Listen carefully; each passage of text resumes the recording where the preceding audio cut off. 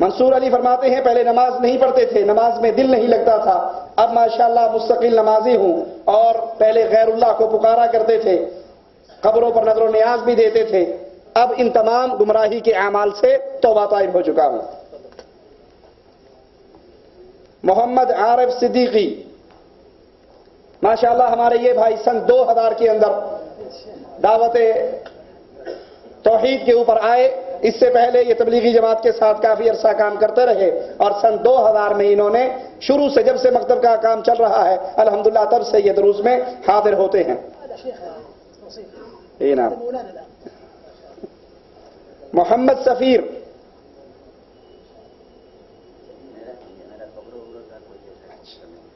نام کا غلط، کیا نام تھا آپ کا؟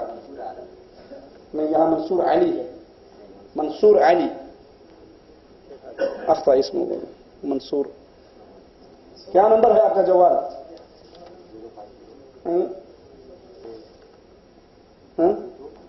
ہاں جی یہ آپ کا ہے، منصور علی 05032036223۔ جزاک اللہ خیر، ماشاءاللہ امانت کا حق ادا کیا۔ ایک بھائی نے غلطی سے ہدیہ اٹھایا تو جب انہوں نے اپنی سابقہ ہسٹری پڑھی تو کہتے میں تو پہلے ہی مواحد تھا، میں نے ان کاموں سے بڑے عرصے سے توبہ کی بھی ہے، تو پھر دوسرے ساتھ ہی لے گئے۔ مشکل موجود ہے۔ محمد سفیر، وہ کارٹون میں کچھ دیے ہیں، نکال لیجیے۔ تفضل محمد سفیر۔ یہ بھائی بھی کہتے ہیں کہ میں غیر اللہ کو پکارتا تھا، قبروں پہ نظر و نیاز دیتا تھا، اور جب سے دعوت و ارشاد مکتب سلئی میں آیا ہوں ان چیزوں سے توبہ کی ہے، اور اب نماز بھی با جماعت ادا کرتا ہوں۔ شیخ قدوس، شیخ قدوس۔ محمد قاسم ملک، فرماتے ہیں میرے عقائد پہلے بہت غلط تھے مگر اب بہت تبدیل ہو گیا ہوں، قبروں پہ نظر و نیاز کرنا، مدد مشکل کشائی کے لیے غیر اللہ کو پکارنا، یہ سب کام کرتے تھے، لیکن اللہ نے توفیق دی ہے اور ان تمام اعمال سے توبہ کر چکا ہوں۔ شبیر احمد،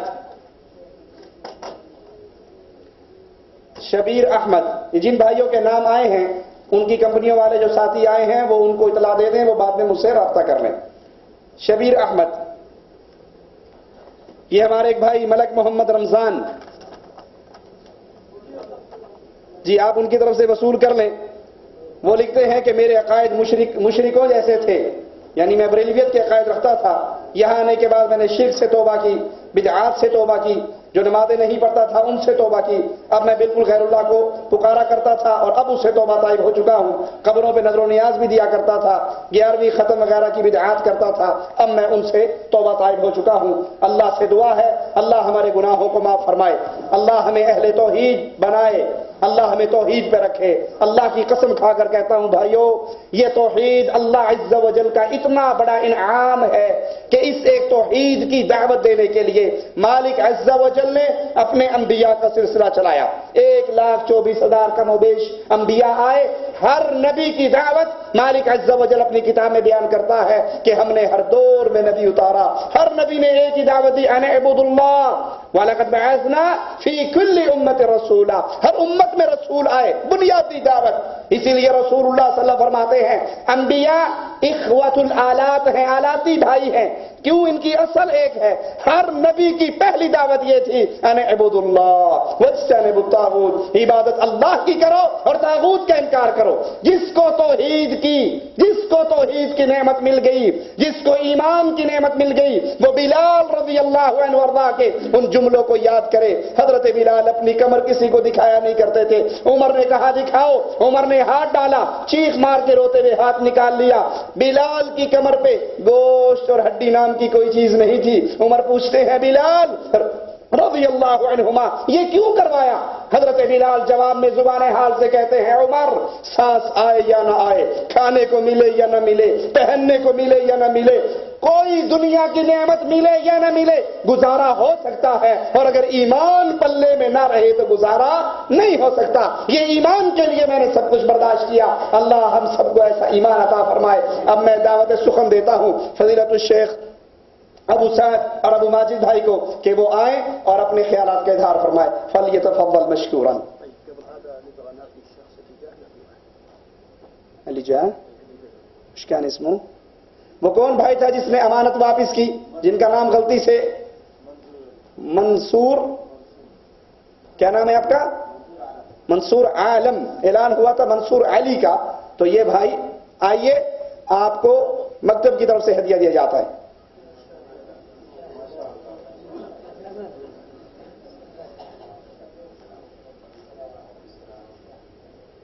ماشاء اللہ ماشاء اللہ، جزاک اللہ خیر.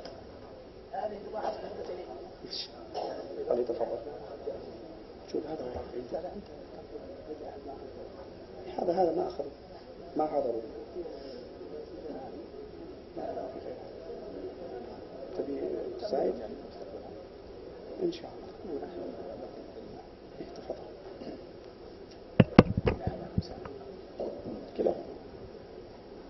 بسم الله الرحمن الرحيم. الحمد لله رب العالمين، والصلاة والسلام على أشرف الأنبياء والمرسلين نبينا محمد وعلى آله وصحبه أجمعين. السلام عليكم ورحمة الله وبركاته. إنها للحظة سعيدة نفرح فيها جميعا بأن نرى هذه الوجوه الطيبة النيرة التي نسأل الله أن يتقبل منا ومنكم صالح الأعمال، وأن يدلنا على ما فيه الخير. أخوتي في الله، هناك شرطين أساسيين لقبول أي عمل. الشركات والمؤسسات تضع شروط لقبول الموظفين، ولكن نحن في عبادة الله سبحانه وتعالى، الله سبحانه وتعالى على أساس يتقبل منا العمل فيه شرطان أساسيان لقبول العمل. الشرط الأول أن يكون العمل خالصا لله سبحانه وتعالى، والشرط الثاني أن يكون على منهاج الكتاب والسنة. يعني لا يأتي الإنسان ويتعبد الله بشيء لم يشرعه الله سبحانه وتعالى. الله سبحانه وتعالى يقول: فمن كان يرجو لقاء ربه فليعمل عملا صالحا ولا يشرك بعبادة ربه أحدا. هذين الشرطين وجد في هذه الآية: فمن كان يرجو لقاء ربه فليعمل عملا صالحا ولا يشرك بعبادة ربه أحدا. شرطين أساسيين لقبول العمل، سواء شهادة أن لا إله إلا الله وأن محمد رسول الله، أو الصلاة، أو الزكاة، أو الحج، أو الصيام، أو أي عمل تعمله لله سبحانه وتعالى يشترط فيه هذين الشرطين. فلو عمل إنسان عمل ليس عليه منهج الكتاب والسنة ولم يشرعه الله سبحانه وتعالى ولا رسوله، هذا العمل غير مقبول.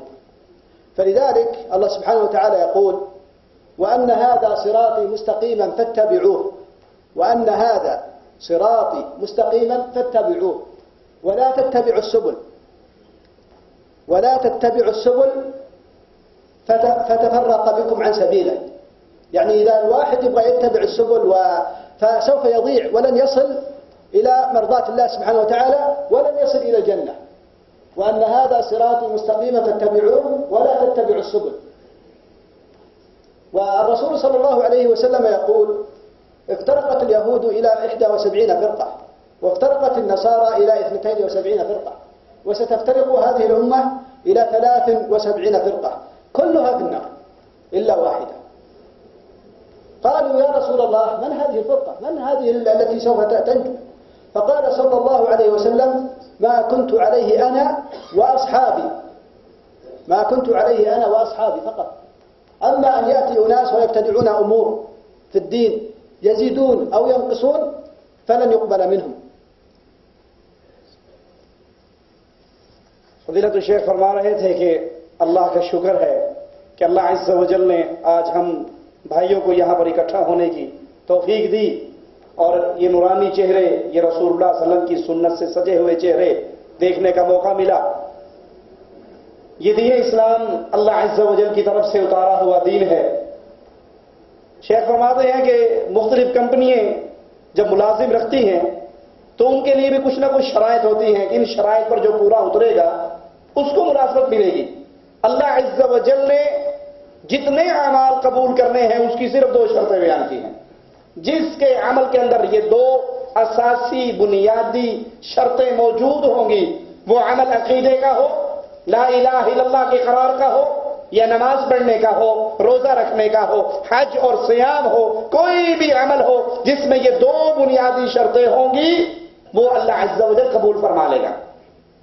اور وہ دو بنیادی شرطیں کیا ہیں؟ کہ وہ عمل خالص اللہ عز و جل کے لیے ہو اور رسول اللہ صلی اللہ علیہ وسلم کی اتباع پر ہو۔ اسی لیے اللہ کے نبی صلی اللہ علیہ وسلم نے فرمایا کہ یہودیوں کے 71 ہوئے، عیسائیوں کے 72 ہوئے، میری امت کے 73 فرقے ہوں گے، لیکن سارے جہنم میں جائیں گے سوائے ایک کے۔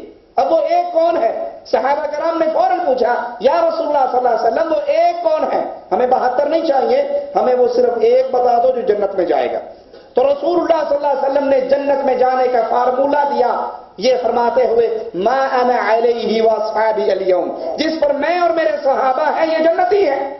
کوئی لڑائی رہی، کوئی فرقہ بندی رہی، کسی کی پارٹی کسی کی جماعت، دو ٹوک فیصلہ جو قرآن میں ہے اور جو حدیث میں ہے وہ حق ہے، اس کے سوا وہ کوئی شیخ اور مرشد اور حضرت ہو اگر ان کی بات اللہ رسول کی بات سے ٹکرائے وہ باطل ہے۔ اسی لیے رسول اللہ صلی اللہ علیہ وسلم نے ایک لائن لگائی اور فرمایا یہ صراط مستقیم ہے، اس پہ چلو۔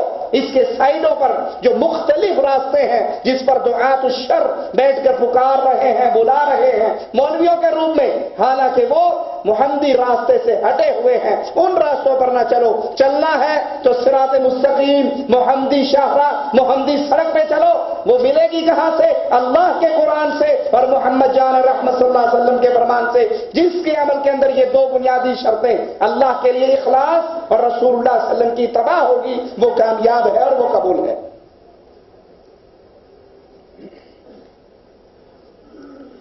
فلذلك ميزة هذا الدين الإسلامي اسمه الإسلام، ومن يعتنق هذا الإسلام يسمى مسلم. أما أصحاب البدع والخرافات وأصحاب الضلالة فيسمون بأسماء أصنام أو أشخاص أو ما أشبه ذلك، فهذا بوذا وهذا هندوسي وهذا مثلا نصراني، يعني نسبة إلى المسيح عليه السلام وهكذا. أما نحن كمسلمين فننسب إلى الإسلام مباشرة. إن الدين عند الله الإسلام، ومن يبتغي غير الإسلام دينا فلن يقبل منه. فلذلك أيها الأخوة الشيطان يريد أن يضل عباد الله، فإذا أخرجه من العقيدة ومن التوحيد ومن الإسلام خلاص انتهى، هذا الشخص انتهى.